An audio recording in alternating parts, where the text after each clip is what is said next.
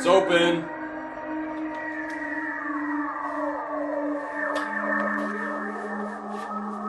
What happened? استعد. بتستعد لإيه؟ لتأليف وإخراج فيلمي جديد. My movie picture. فيلمي الجديد. تقوم تحلق شعرك بالموس كده؟ ما هو actually أنا جيت يعني أفكر كده في الفيلم فلقيت يعني في حاجة عاملة بلوكينج، يعني عارفة في حاجة زنقاني. فاهم قصدي؟ فقلت بقى يعني أخف راسي عشان خيالي يسرح وينطلق. تقوم تحلق شعرك بالموس؟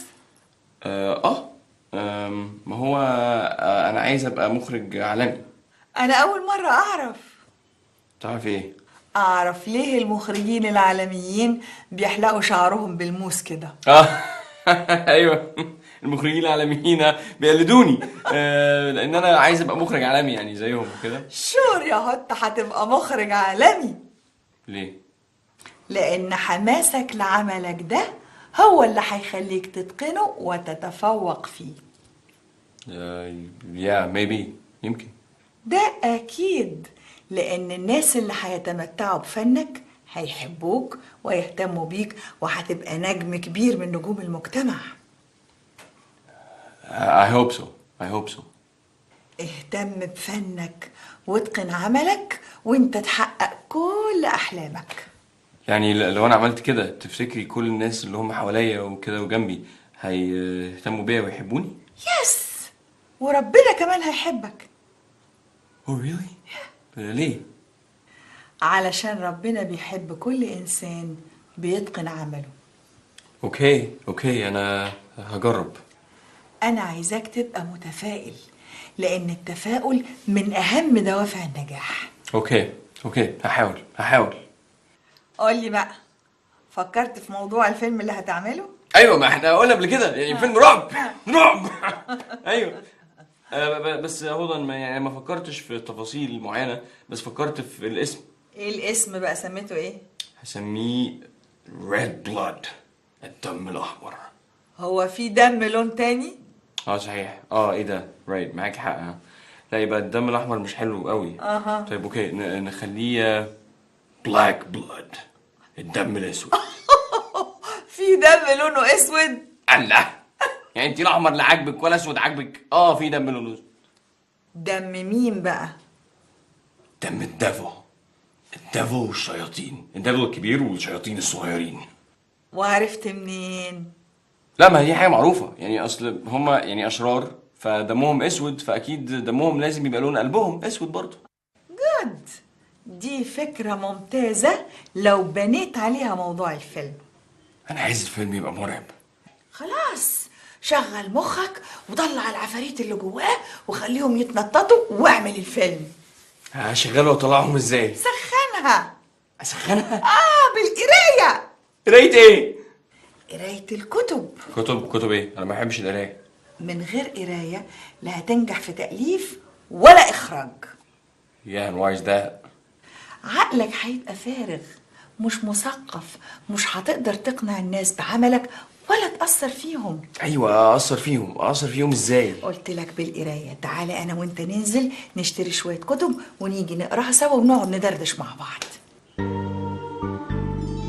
اوكي، ننزل اجرب. انا مش فاهمه، انت مأزم نفسك قوي كده ليه؟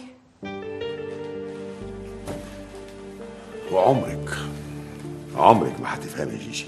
ليه بقى؟ هو انا عبيطه؟ طبعا مش مخلفه لي شويه عاهات. يا سلام، هو انا خلفتهم لوحدي؟ سيبك من الكلام الفاضي ده دلوقتي يا جيجي، قولي لي هنعمل ايه في المصيبه بتاعت عطوه دي؟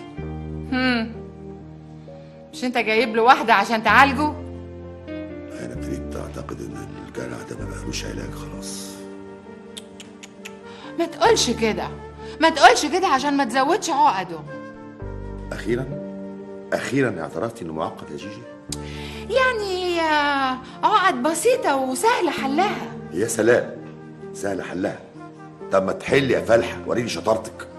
انا اللي حلها؟ امال الشطره تعقدي الامور وبس؟ فريد، انا اللي بعقد. انا مش عارف اقول لك ايه. انت لو كنت شفتي وظايفك كأم ما كناش وصلنا للي وصلنا له ده دلوقتي.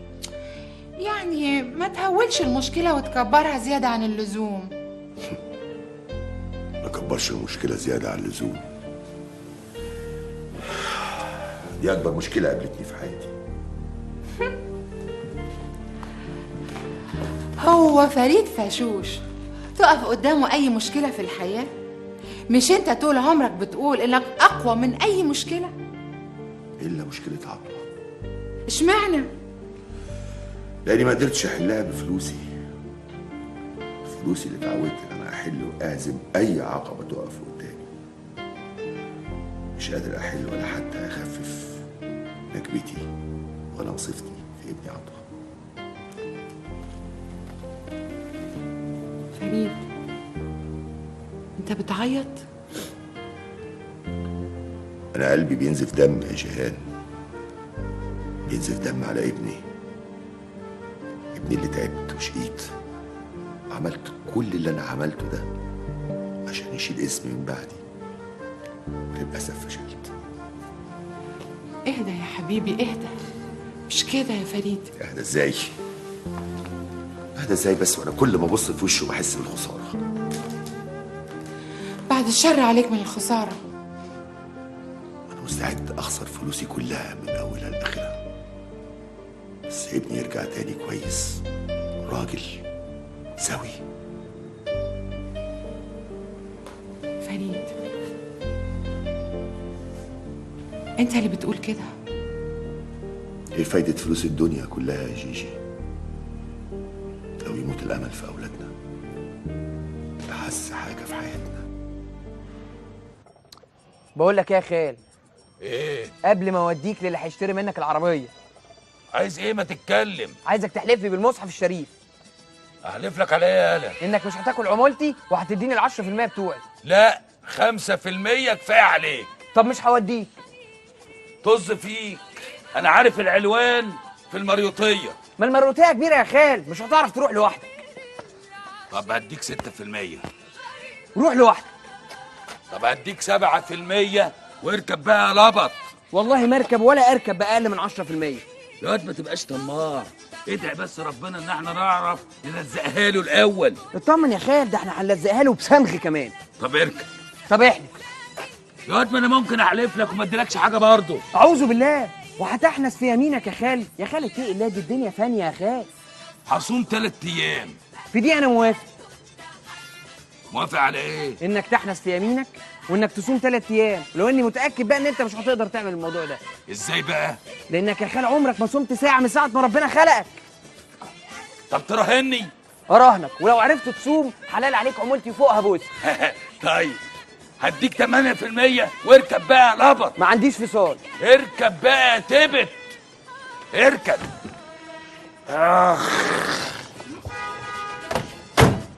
لازم املنا يكون كبير في ربنا، ده اولا. ونعم بالله، ما هو ربنا قال اسعى يا عبد. ادينا بنسعى، بنحاول نصلح ونعالج كل السلوكيات الغلط. انتي بس اطمني. انا قلبي ابتدى يطمن من ناحيه داليا. طب الحمد لله. انا حاسه كده انها بقت احسن. لا ده ولسه عقبال عطوه يا رب. ان شاء الله بكره هتتباهي وتفخري بيه قدام كل الناس. يعني في امل ان المقالب المزعجه اللي بيعملها دي بطلها؟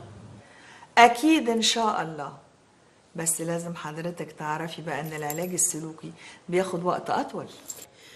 اصل ابوه صعبان عليا قوي، زعلان ومحصور على الولد. ان شاء الله قلبه هيفرح بيه جدا. ربنا يخليكي ليا ويبارك لك وما تحرمش منك ولا من عطفك عليا ابدا. يا حبيبتي انتي ولا يحرمنيش منك، يا احلى ام في الدنيا. يا حبي انت.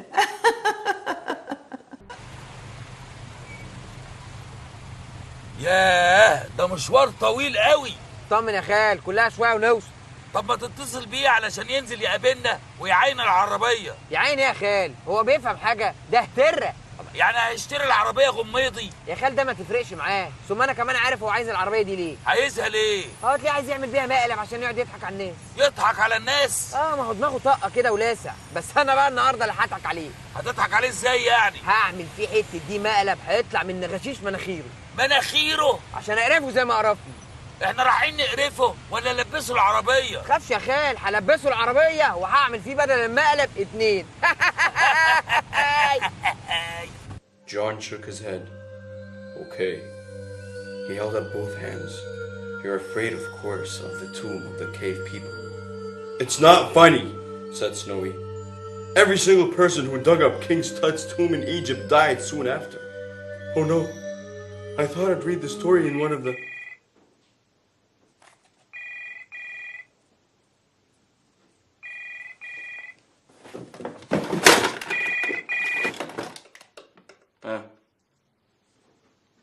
طيب لا لا لا، يطلعوا الأوضة، يطلعوا الأوضة.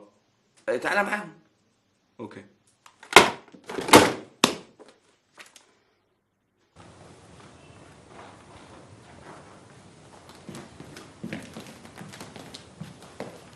يا قوة الله، ايه القباهة دي كلها؟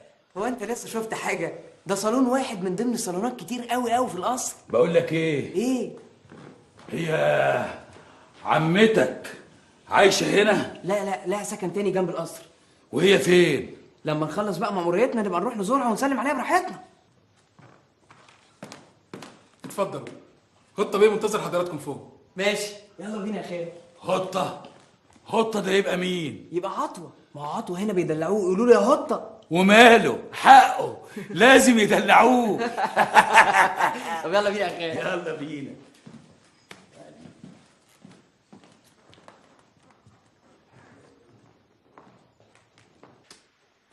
اتفضل اتفضل.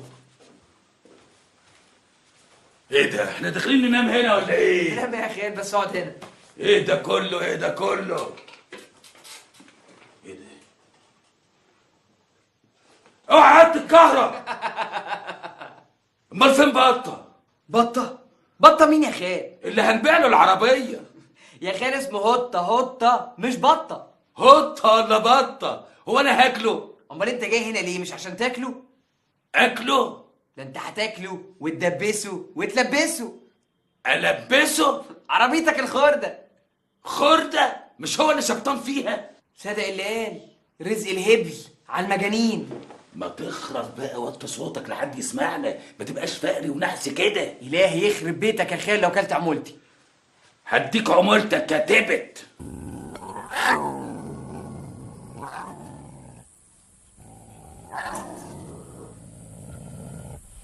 صوت مين ده؟ صوت يا خال. انت سمعت الصوت دلوقتي؟ ما تخافش يا خال. ما خافش؟ ده صوت كلب سهران ده ولا ايه؟ ما انت لازم تستحمل بقى عقبال ما تبيع العربية. استحمل؟ شوية سخافات ورزلات عطوية. عطوية؟ استنى انت يا خال. استنى. اظهر وبان يا عطو. بلاش حركات الهيافة دي. انت بتكلم مين يا هلا؟ طول بالك يا خال، انا هرش على الحركات دي كويس، ما تخافش. ما خافش؟ حركات الواد ابو مخ لاسع. تلاقي حاطط لنا شيك كاسيت فيه اصوات مرعبه عشان يخوفنا ويضحك علينا. ما هو تافه. يلا بينا نقعد في الصالون احسن. اطمن يا خال، ما تقلقش، ده بيلعبنا. بيلعبنا؟ هو مين؟ عطوة. ما انت كده بالنسبه له فريسه جديده. فريسه؟ يلا بينا، انا ابتديت اقلق. تقلق من ايه يا خال؟ ما تقلقش. انا مش مستريح يا خال. اطمن بس، والله العظيم اللي هطفشه من سريره واقرفه في عيشته.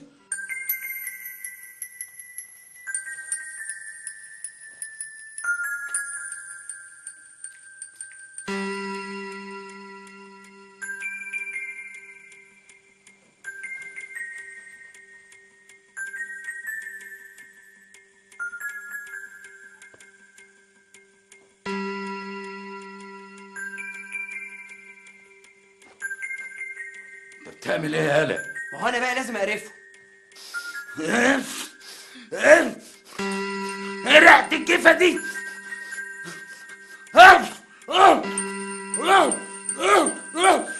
يلا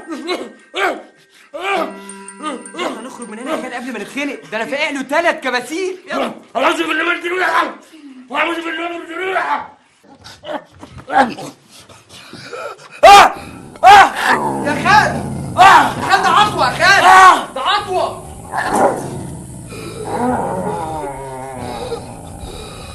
يا ابني بلاش تفاهة واقلع جرد غوريلا ده. يا ابني الراجل هيموت في ايدينا. حرام عليك يا عطوة، ده عنده القلب مغير شريانين.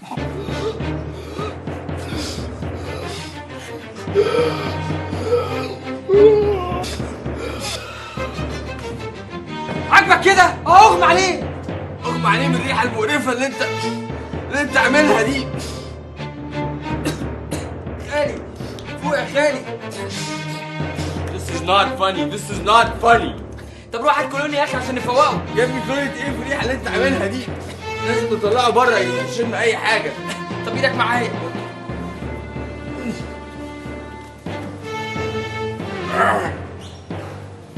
اتفضل يا دكتور.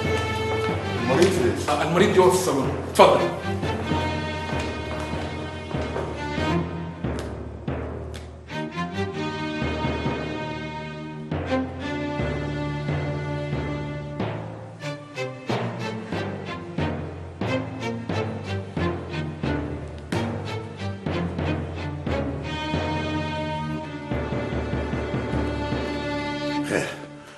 طمني يا دكتور. الباقي في حياتك. يا دي المصيبة. فريد أنا مش قادرة أقف على رجلي، أنا خايفة. أشهد أن لا إله إلا الله، أشهد أن محمد رسول الله، أشهد أن لا إله إلا الله، أشهد أن محمد رسول الله، أشهد أن لا إله إلا الله، أشهد أن محمد رسول الله. موت خالي عطوة، موت خالي.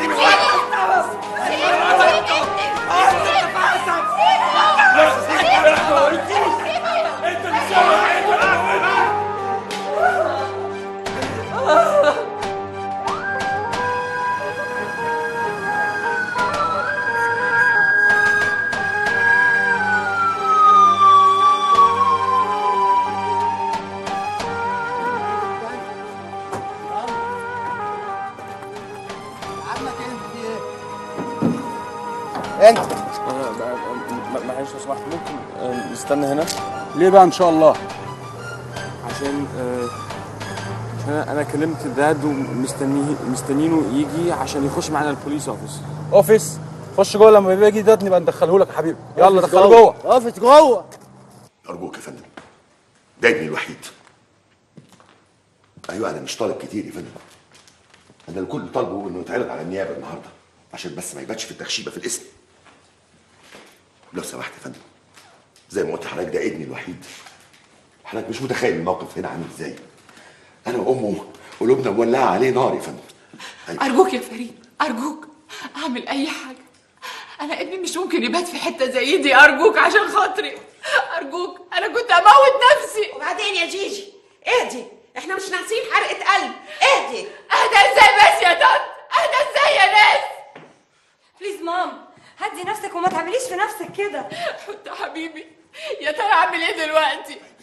أرجوك يا فريد أعمل أي حاجة. حاضر. أيوه يا فندم، أيوه أنا آسف جدا طبعا، بس حضرتك متخيل الموقف. طيب يا فندم، طيب. ألف شكر يا فندم. ألف شكر. ربنا يخلي لحضرتك أولادك وما يحطكش في الموقف اللي أنا فيه ده أبدا. مع السلامة.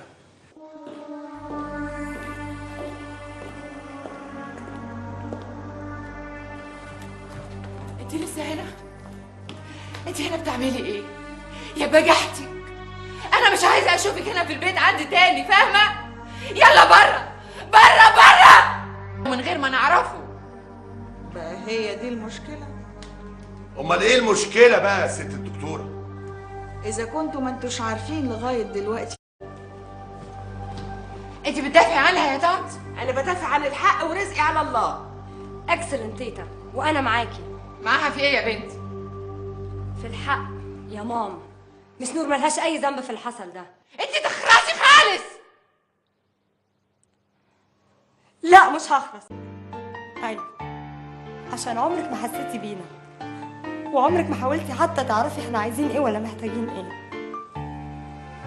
بليز داليا، احنا اتفقنا على ايه؟ ما يصحش نعلي صوتنا على اللي اكبر مننا. اكسكيوز مي يا سنور، بس اعذريني، انا استحملت كتير وما بقتش قادره استحمل اكتر من كده.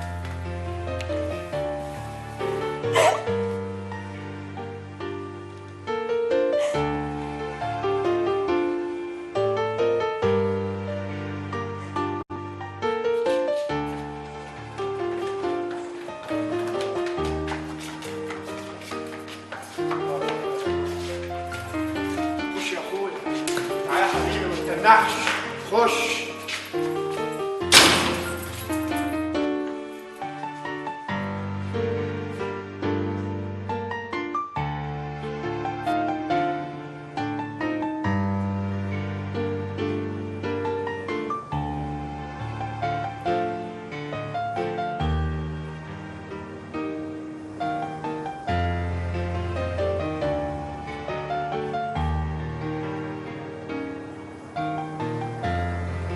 احنا فين هنا؟ مش عارف احنا فين؟ نو. بكره تعرف يا اهبل. انت عارف؟ عارف كويس قوي. روح ربنا ينتقم منك. سراج، ليه بتقول كده؟ انت اللي قتلت خالي. لا مش انا اللي قتلت خالك، قلت لك مليون مره انت اللي قتلته بالريحه الزفت بتاعتك. لا، مات من الخطه المرعبه اللي انت خدتها له. الله يرحمك يا خالي. سيري I'm sorry. سيري ما تعيطش بقى في حياتك. عنده عيال، مين اللي هيربيهم ويعطف عليهم؟ سيري ما انا مش عايزك تقلق. ما يهمكش ما يهمنيش ازاي؟ بص، I'm gonna tell dad يديهم فلوس كتير، اوكي؟ هيقولوا يديهم فلوس كتير جدا. الله ينعل ابو الفلوس الكتير اللي قتلت احساسكم ودمرت عقولكم.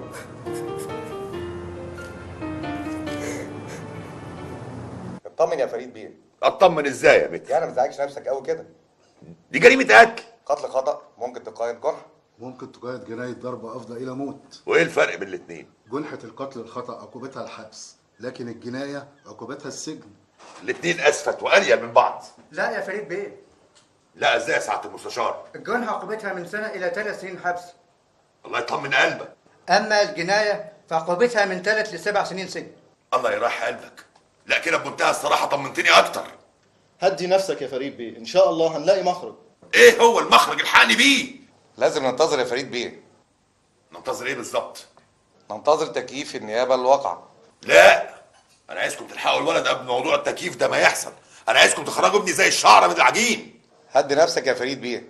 ما انا مش ههدى غير لو ابني طلع براءه، مفهوم؟ ازاي يا فريد بيه؟ حاولوا تهربوه بره مصر. الكلام ده كان ممكن قبل القبض عليه. يا ريتني هربته قبل ما يقبضوا عليه. انا عندي فكره يا فريد بيه. ايه هي الفكره؟ احنا ممكن نطلع شهاده من مستشفى الامراض العقليه تقول انه ما تكملش يا متر، ما تكملش. ما اقدرش ادمر حياته اكتر ما هي متدمره. هو ناقص ايه يا فريد بيه؟ انا ما اقدرش اطلع شهاده بانه مجنون رسمي. دي هتبقى وصمه عار في حياته. كده المصيبه هتبقى اكبر. يعني انت معترف يا عطوه انك لبست جد الغوريلا عشان تخوف وتخض المجني عليه؟ يس سير، انا معترف، بس عشان اخده بس، not to kill him. انت مصري ولا اجنبي يا عطوه؟ I'm Egyptian. طب وعوجلنا لسانك ليه؟ ما تتكلم بالعربي. اوكي. يا ابني اتكلم بالعربي عشان الكاتب يعرف يسجل اقوالك. اوكي. ده تاني هترجع تقول لي اوكي؟ I'm very sorry, sir. You can speak Arabic? Yes, sir, I can. But, بط ايه ووز ايه اللي انت بتقوله ده يا عاطف؟ ما هو انا يعني انا بعرف اتكلم عربي كويس، بس my English is better. يعني انا بتكلم انجليزي احسن من العربي. يا حلاوتك يا حلاوتك، مصري وبتتكلم عربي مكسر. بتكلم عربي كويس. طب اياك تنطق بكلمة واحدة انجليزي طول فترة التحقيق. Yes sir. Yes sir. قلت لك ما تنطقش كلمة انجليزي. Sir, it's extremely difficult. صعب، ما اقدرش. يعني ايه صعب دي؟ يعني هو وانا بكلم حضرتك لازم اطرطش كده انجليزي. تطرطش يعني ايه؟ انا مش فاهم. لا يعني عشان نقدر نفهم بعض. انت هبل ياض ولا بتستهبل؟ ليه؟ لو انت بتستهبل عشان نعرف انك انت هبل هتتبهدل جامد. وانا هتبهدل ليه انا؟ اقول لسعادتك، لان في الحالة دي هضطر ابعتك على مستشفى الامراض العقلية، وهناك هتقعد لك على الاقل شهر ونص. Why is all this for? قلت ما تتكلمش كلمة انجليزي. حاضر. ايوه، عايزك تصحصح معايا كده وتتعدل وما تتكلمش ولا كلمة بالانجليزي، كله بالعربي. حاضر. وانت يا سسراج؟ لبيك يا سيدي. انت بتستهبل ياد ولا ايه؟ انا اسف يا فندم، تحت امرك. قول لي بقى يا سيدي، قلت لي اسمك ايه بالكامل؟ سراج منير الشمس الاصيل. وبتشتغل ايه بقى يا سي شمس الاصيل؟ طالب في كلية الحقوق. مش مكسوف على نفسك؟ بتدرس قانون وتشترك في عملية هايفة حقيرة زي دي؟ والله يا فندم عطوة هو اللي اضطرني ان انا اعمل كده. ازاي يعني؟ اصله سبق انه ضحك عليا ووقعني في بكابورته وقرفني. الله يقرفكم انتوا الاتنين. عشان كده فقعت له كباسير ريحتها وحشه في الاوضه عشان اقرفه. وهي دي كانت السبب في موت خاله. اخرس خالص. انت بالذات سبب وقلت لك ما تتكلمش بانجليزي خالص. دلوقتي بقول لك لا انجليزي ولا عربي. حاضر. لازم تعرفوا ان انتوا الاتنين مشتركين في قتل المجني عليه بألعابكم الصبيانية التافهة ورعوناتكم الطايشة اللي ما يتناسبوش ابدا مع عمركم العقلي والزمني. شوف يا نور، ما هو مش ممكن اسيبك هنا لوحدك في الاوتيل مهما حصل. ارجوك يا منير سيبني براحتي. راحتك تبقى في بيتك يا نور. ما هو احنا مش هنمشي من هنا من غير حضرتك يا طنط. طمني على اوسه عامله ايه؟ اوسه حالتها سيئه قوي.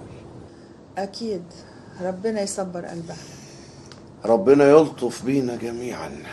يلا يا نور، يلا تعالي معانا على البيت. انا مش هقدر اجي البيت يا منير الا وسراج معايا، وعايزاك تطمن، انا وقفت له محامي كبير. انا عايزه ابني، انا عايزه ابني يا فريد، انا عايزه قطه. وبعدين معاكي يا جيجي، وبعدين معاكي، اجيب لك قطه منين دلوقتي؟ مش عارفه، اتصرف اعمل اي حاجه. اعمل ايه تاني غير اللي انا عملته؟ ادفع لهم فلوس، ادفع اللي هم عايزينه. قلت لك ان الفلوس في الحالات اللي زي دي ملهاش ثمن، ما تعملش حاجه. صدق الله العظيم. اخيرا عرفتوا الحقيقه. حقيقة ايه يا امي؟ عرفتوا ان الفلوس اللي ضيعتوا عمركم واهملتوا ولادكم في الجري وراها، الفلوس ما تقدرش تعمل كل حاجه. وبعدين معاكي يا طنط، هو احنا ناقصين؟ مش كفايه اللي احنا فيه ده؟ اللي انتوا فيه ده انتوا اللي عملتوه في روحكم. ايه اللي احنا عملناه في روحنا بس يا امي؟ ابوك الله يرحمه كان دايما يقول ان ربنا خلق الدنيا بنسب. نسب؟ ايوه، يعني النسب دي لو اتلخبطت ولا ساحت على بعض الدنيا تفسد. تفسد ازاي يا ماما؟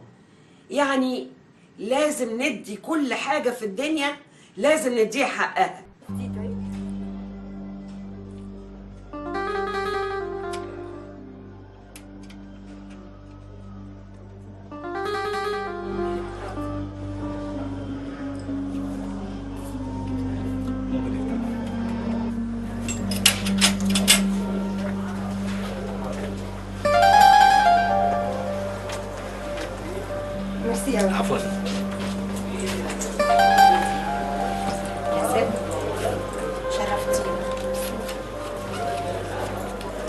ثانك يو، ميرسي، شكرا.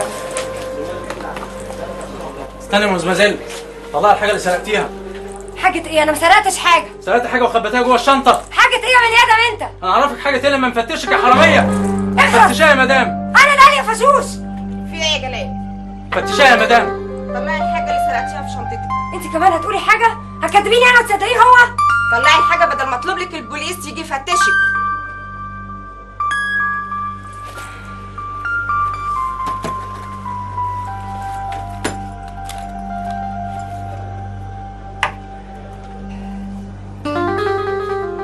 تمدي ايدك على حاجه هايفه زي دي وانت شاريه حاجات باكتر من 200 جنيه؟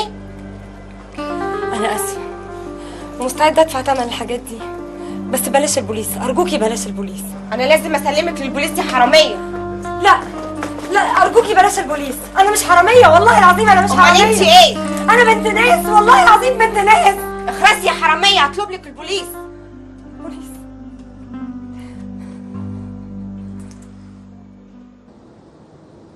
حبيبتي كان لازم تروحي مع بابا عشان تفضلي جنب ماما. ما هو كمان ما كانش ينفع اسيبك لوحدك يا طنط. انا خلاص اتعودت على الوحده. ايوه بس ده في الغربه، لكن انت هنا في مصر في وسط اهلك ولازم تتونسي بيه. ربنا ما يحرمنيش من مصر ولا من اهلها. هلا، الدكتورة نور شمس الأصيل. أنا المقدم لبيب لبة. خير يا فندم، في ايه؟ حضرتك ليكي بنت اسمها داليا فريد. ايوه، ليه في حاجه؟ ايه عندكم؟ طيب انا جايه حالا. في حاجه يا طنط؟ حبيبتي روحي انتي وانا هبقى اكلمك. ليه حضرتك رايحه فين؟ انا لازم اروح مشوار مهم دلوقتي. طب ما اجي معاكي؟ لا يا حبيبتي ما ينفعش، يا تقعدي يا تروحي البيت، انا هتصل بيكي. البس.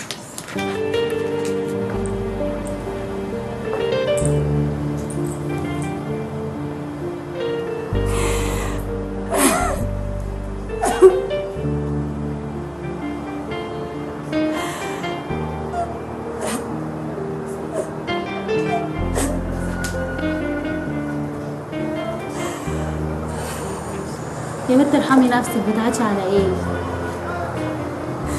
مالكيش دعوه بيا، سيبيني في حالي. سرعة ولا نشل؟ مالك؟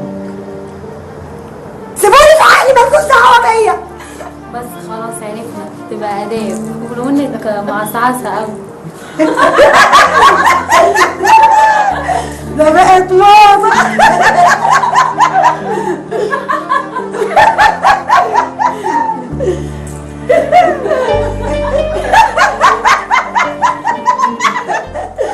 مش عيب برضه يا دكتورة بنت حضرتك تبقى حرامية؟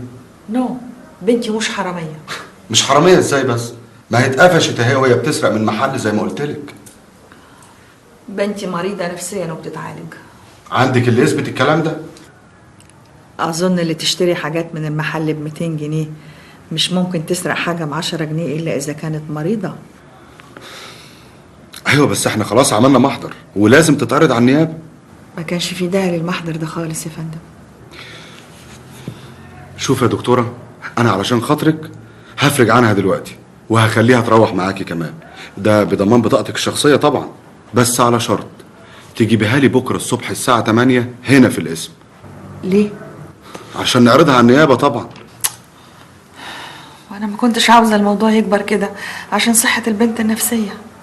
والله الكلام دوت ابقى قوليه في النيابة، والنيابة اكيد هتراعي ظروفها النفسية، ده اذا اتأكدت انها مريضة نفسيا زي ما انت ما بتقولي. اوكي، اللي تشوفه يا فندم. يا فندم هات لي البنت الحرامية اللي اسمها داليا فريد من تخشبة النساء. حاضر يا فندم.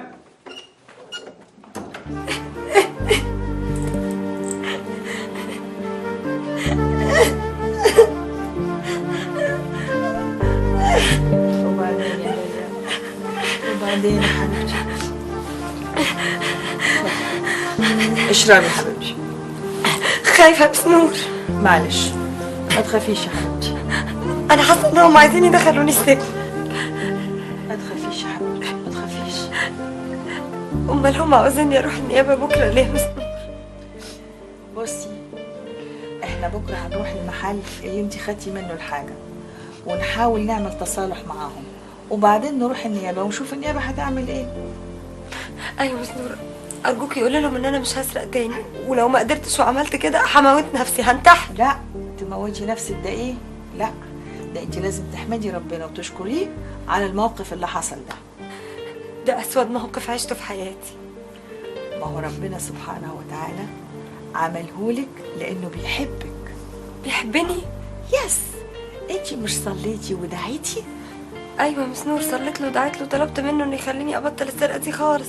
ما هو سبحانه وتعالى بعتلك العلاج ومعاه الدواء. هو فين الدواء ده؟ الصدمه اللي حصلت لك هي دي الدواء، ومش هيحصل لك كده تاني. والله العظيم انا مش هعمل كده تاني ابدا، والله حرمت، خلاص حرمت. شفتي بقى ان ربنا حقق لك دعوتك؟ يلا بقى قولي الحمد لله. ساكته ليه؟ قولي الحمد لله. الحمد لله.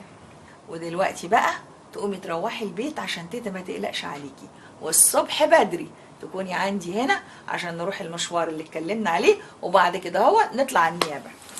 ايوه بس انا بقى مش عايزه اسيبك خالص، وعايزه افضل جنبك على طول يا ماما. الله على ماما اللي طالعه من بقه حلوه قوي. طب هاتي بوسه بقى. اللبن مش هتشربي؟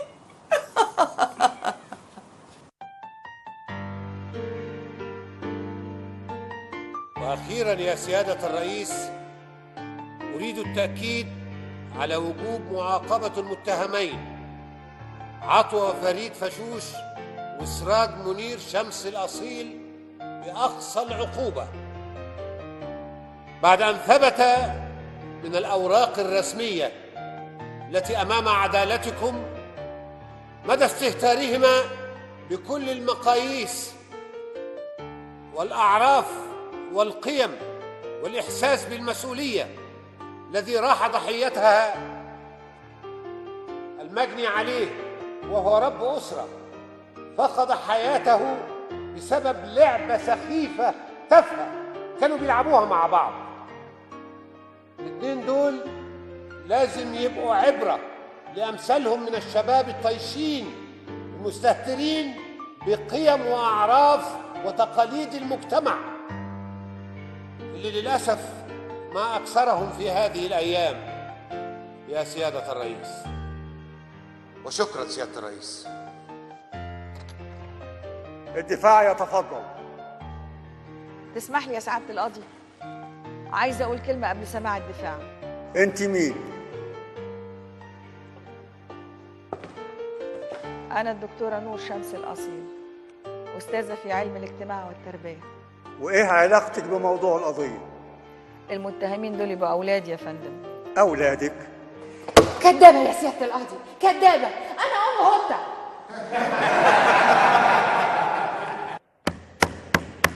سكوت.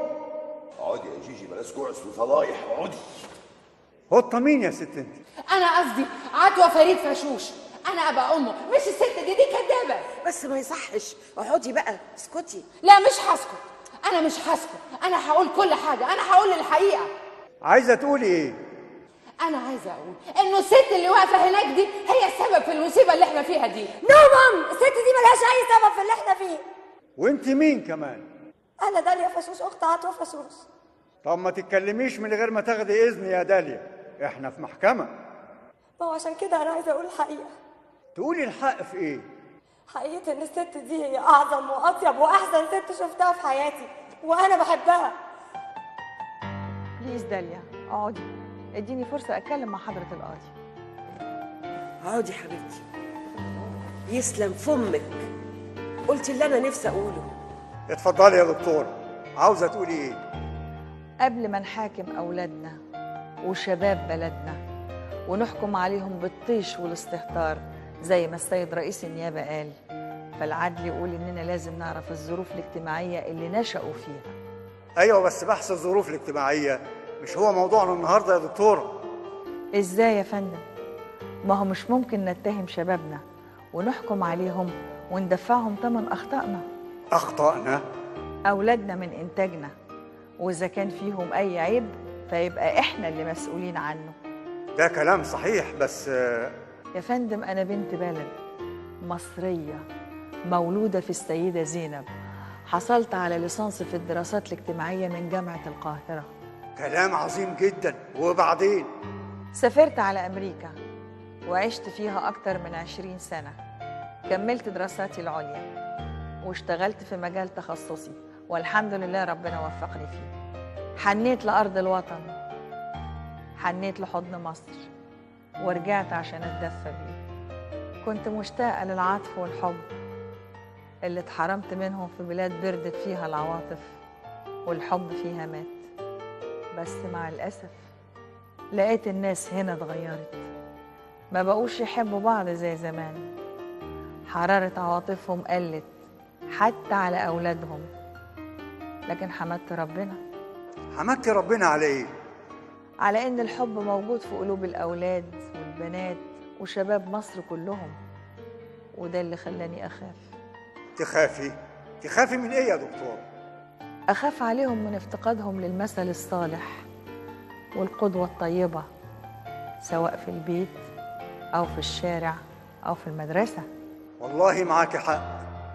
علشان كده قررت أساهم بطاقتي وعلمي وخبرتي علشان نزرع الخير في الأمل.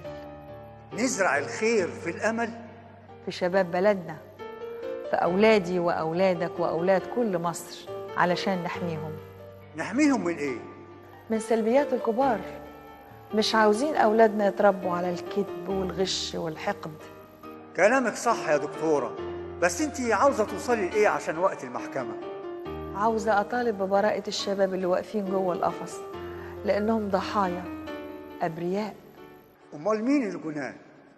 الجناه هم اللي أهملوا في تربيتهم وما قدروش يحسوا بمشاعرهم. هم دول اللي مكانهم جوه قفص الاتهام. وشكرا يا فندم. يا اختي هو احنا ناقصين خيبه؟ اسكتي يا أوسة، اسكتي. اسكت ايه؟ ما انت سامع اختك عماله تقول ايه؟ ده عايزه تحطنا مكانهم في قفص الاتهام. والله ما عندي مانع، إذا كان ده هيخليهم يفرجوا عنه ويطلع منها. يا ريت يا اخويا يا ريت. اتفضل يا أستاذ اترافع وقول دفاعك عن موكلك. هقول ايه اكتر من اللي الدكتوره قالته يا سياده الرئيس؟ دي الدكتوره اصابت كبد الحقيقه. ومحامي الموكل الثاني تحب تقول حاجه؟ احب اضيف الى كل ما قيل وهو قول الحق. عاوز تضيف ايه يا استاذ؟ عايز التمس من عداله المحكمه الاخذ بعين العطف والرأفه الى موكلي عطوة فشوش، خاصه ولكونه الابن الوحيد لوالده السيد فريد فشوش، وهو من أكبر رجال الأعمال المخلصين لوطنهم مصر. عايز تقول حاجة تاني؟ لا يا سيادة الرئيس.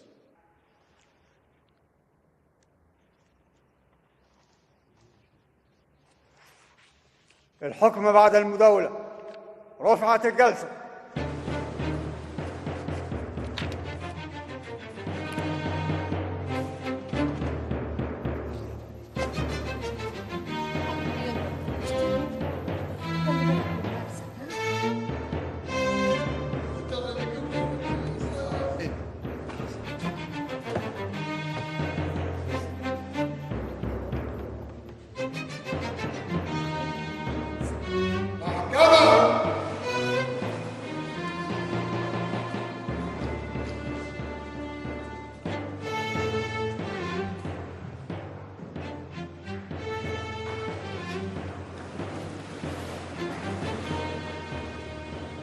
بعد الاطلاع على الأوراق ومواد الاتهام وما ثبت من أدلة اطمأنت إليها المحكمة واستقر في وجدانها بأن الجريمة ثابتة في حق المتهمين، وقد راعت المحكمة ظروف وسن كل منهما وأصدرت حكمها التالي. حكمت المحكمة حضورياً على كل من عطوة فريد فاشوش وسراج منير شمس الأصيل بالسجن لمدة سنة.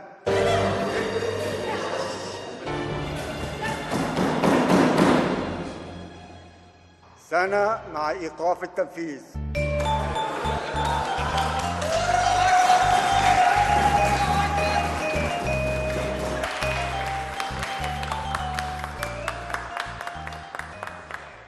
أنا عاوز والد ووالدة سراج وعطوة يجوا يقفوا قدامي هنا.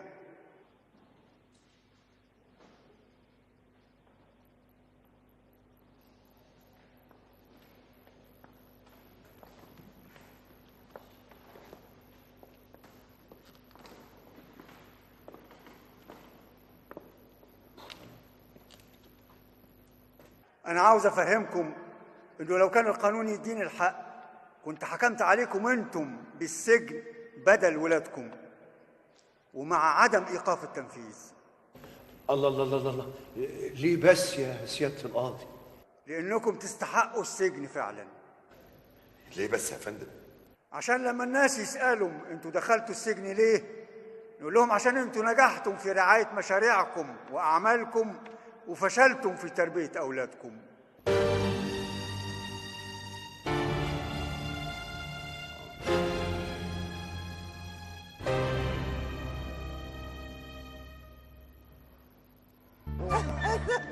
بارك الله فيك يا دكتور. انا وعدتك مش هرجع البيت الا معايا سراج. طبعا. هاني تعالى.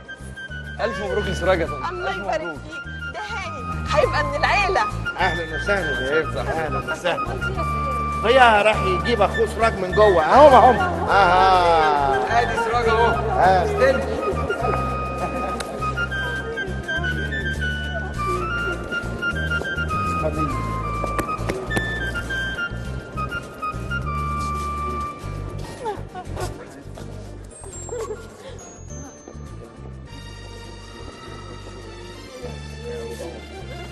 دكتورة نور، ايوه بعد اللي حصل منك ده واللي قلتيه جوه المحكمة أحب أعلنك بإني